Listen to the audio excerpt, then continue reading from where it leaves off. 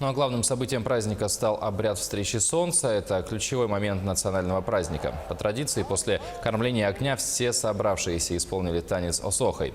Согласно поверьям, встреча солнца очищает участников праздника от всего плохого и заряжает на год вперед.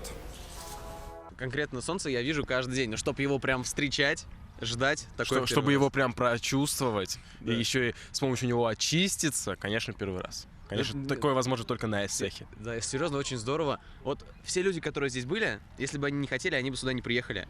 А раз здесь было так много народу, это значит, что все люди ждут этот праздник, все его любят, это очень круто. Это заряжает. Для меня это энергия на весь год, придает силы, поднимает настроение, стимул на долгое время. Поклонение солнцу, своей природе. Так.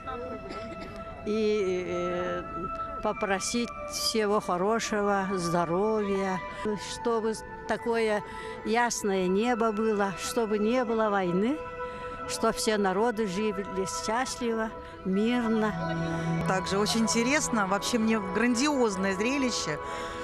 Впечатление просто колоссальное. Я даже не знаю, с чем справиться больше, с эмоциями и с тем, что я вижу. А вы как считаете, вы получаете заряд от солнца? Конечно. А самое главное, я получаю заряд от людей, которые здесь рядом. Какие они все молодцы, насколько все любят свою страну, свою родину. Сейчас для меня было, не то чтобы открытием, а лишний раз пришлось убедиться в том, что люди едины в своей основе, верят в самые простые вещи, желают блага, счастья себе, близким. Или вы заряд?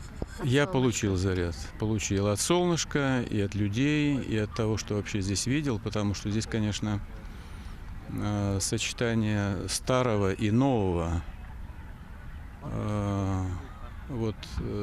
того древнего, исконного, которое затрагивает всех, и того, что больше, наверное, волнует молодежь.